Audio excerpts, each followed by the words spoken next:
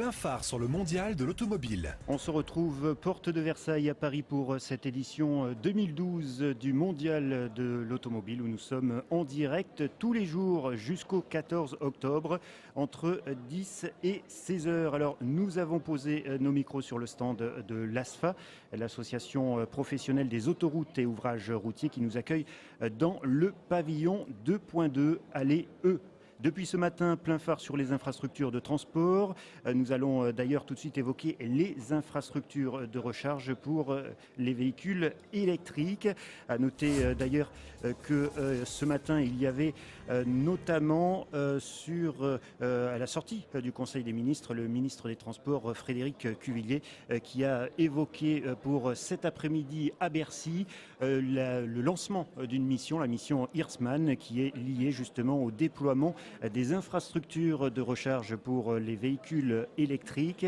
Alors tout au long de cette soirée, en compagnie d'Arnaud Montebourg, le ministre du redressement productif, ou encore Delphine Batho, ministre de l'écologie, ce sont donc les infrastructures de recharge pour véhicules électriques qui seront évoquées avec cette mission. Tout de suite, pour débuter d'ailleurs, on va faire le point sur un service d'autopartage, le service Autolib, puisque lorsque l'on évoque la voiture électrique à Paris, on pense forcément à Autolib, le service de voitures partagées géré par Bolloré. Et les chiffres annoncés récemment font état d'un succès du service d'autopartage. On l'écoute tout de suite. 37 000 abonnés, dont 14 000 à l'année. Malgré cela, il faudra sans doute encore 2 à 3 ans avant que le système Autolib n'atteigne l'équilibre financier. Pour Didier Margined, directeur général de Batscap du groupe Bolloré, le chemin parcouru est déjà énorme. On peut dire que le projet Autolib est un vrai succès. Le 5 décembre 2011, on avait 250 voitures, 250 stations. Aujourd'hui, on a 1750 voitures, 700 stations, ce qui représente à peu près 3500 bornes. Et on a eu 533 317 locations. La Blue Car, la voiture électrique qui est au centre du dispositif Autolib, est de fait la voiture électrique la plus vendue en France, alors même qu'elle n'a jamais été vendue au public jusque-là. Aujourd'hui, avec 1500 voitures à peu près, on doit avoir 35 à 40% de ce qui a été vendu en France. C'est la plus vendue, mais on ne peut pas l'acheter. Si, vous pouvez l'acheter. À partir du mois prochain, vous allez pouvoir l'acheter. Regardez, en fait, on ne la vend pas, on la loue, en incluant l'assurance, toutes les garanties qui vont autour et le dépannage du véhicule si jamais il y a un souci quelconque pour 500 € par mois. Voilà, Vincent Brunel, bonjour. Vous êtes directeur des infrastructures pour le véhicule électrique chez Schneider Electric. Absolument. Alors avec vous, on va faire le point un petit peu sur l'état de ces infrastructures. Il n'y a pas longtemps, l'un de vos concurrents a fait entre guillemets une sortie dans la presse évoquant 75 000 bornes qui étaient prévues, bornes de recharge pour véhicules électriques depuis le plan en 2008. Et on en serait à 3 000 bornes de recharge aujourd'hui.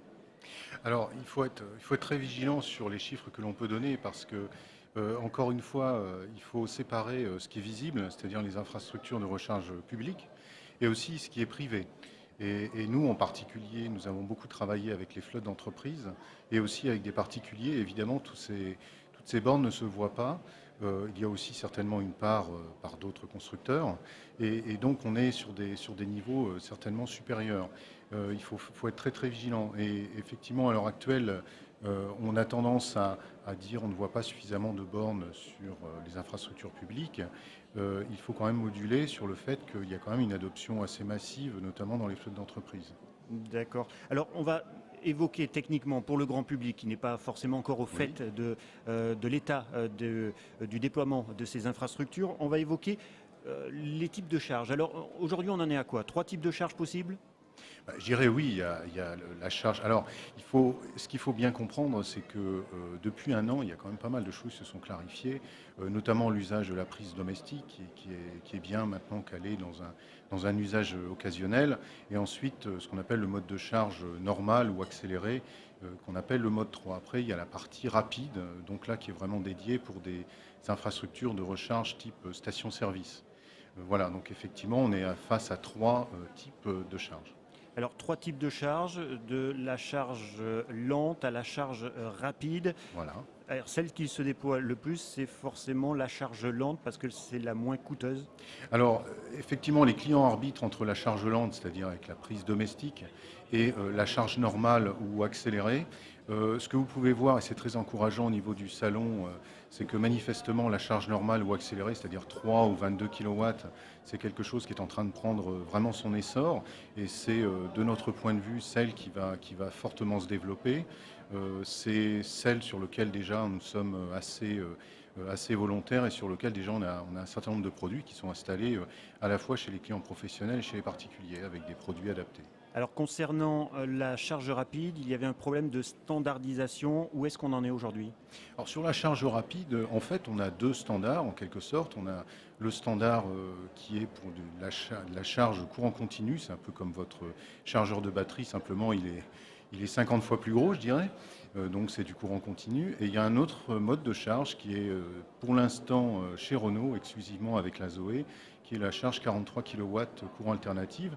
Maintenant, tous les constructeurs, et en particulier Schneider, sortent des bornes qui font les deux. Donc, en fait, il n'y a pas réellement de problème.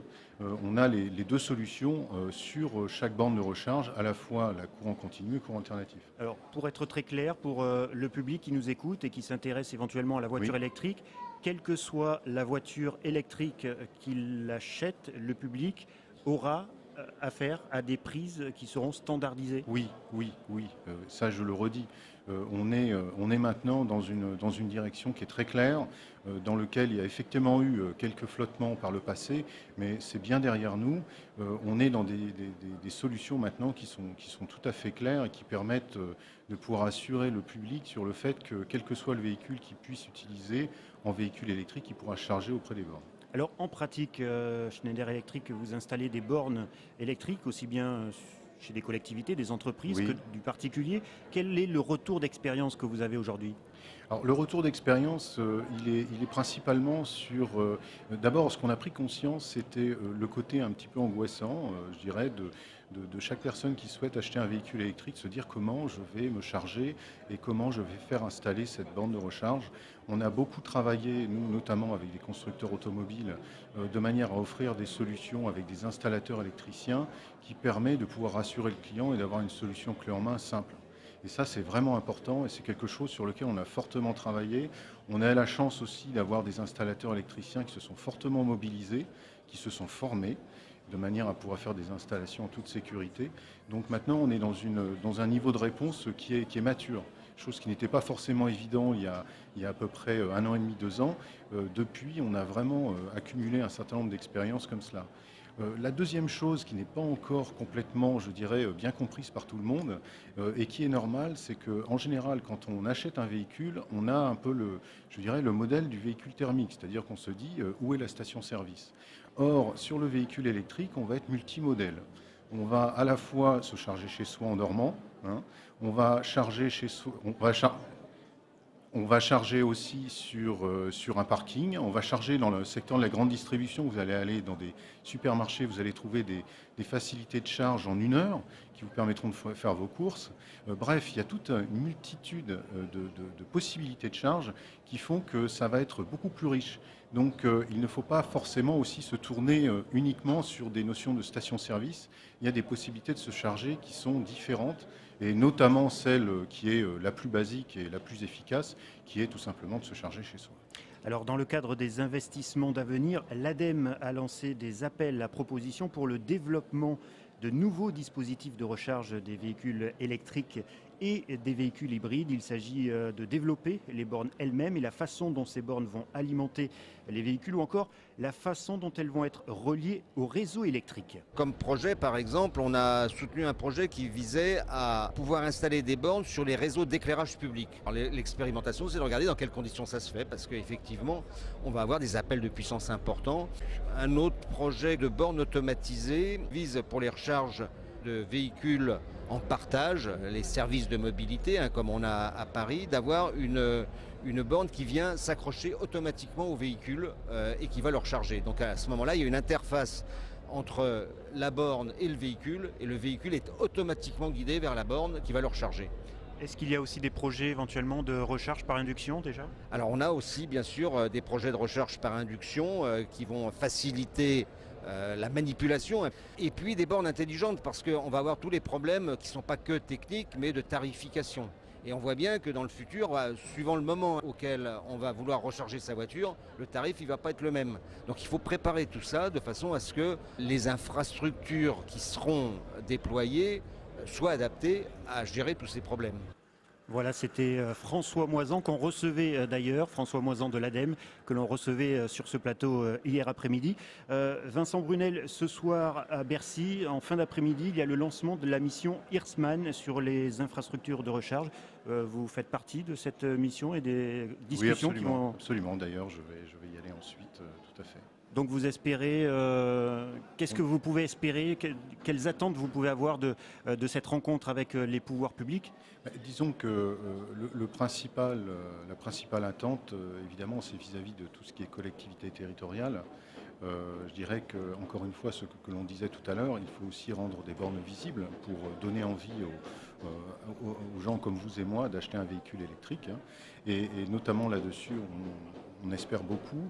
Je dirais que de manière générale, il faut vraiment réfléchir de la même manière qu'on a aidé la filière automobile, il faut réfléchir aussi à toutes les mesures qui peuvent permettre de pouvoir encourager le particulier ou la collectivité territoriale ou d'autres acteurs comme je l'ai cité, par exemple les acteurs du parking public et puis aussi la grande distribution de s'équiper en borne de recharge. Et donc là, effectivement, le gouvernement peut jouer un grand rôle. Et les pouvoirs publics soutiennent la filière électrique depuis 2008, avec même la concrétisation de ce soutien au moment du lancement du plan national pour le développement des véhicules électriques et hybrides rechargeables, Oui. qui date du 1er octobre 2009. Ça veut dire que c'est vraiment une filière qui est soutenue depuis déjà un certain temps. Donc a priori, il n'y a pas de risque à avoir sur le fait que, et là c'est pour rassurer un petit peu le grand public, que cette filière va continuer à être soutenue dans les prochains mois? Absolument, et je peux vous dire qu'il y a une très forte dynamique, notamment au niveau de la filière électrique, non seulement en termes de constructeurs, dont on fait partie, mais aussi toute la filière des distributeurs de matériel électrique et d'installateurs sur ce secteur. Donc moi je suis très positif, très positif sur la pérennité et sur la montée en compétences. Et donc il faut effectivement l'accompagner et la soutenir. Merci Vincent Brunel. Je vous en prie. Voilà, C'est un Plein plaisir. Phare. Pour À Plein votre Phare, on se disposition. retrouve à 15h ici au Mondial de l'Automobile en compagnie de Xavier Ferrand.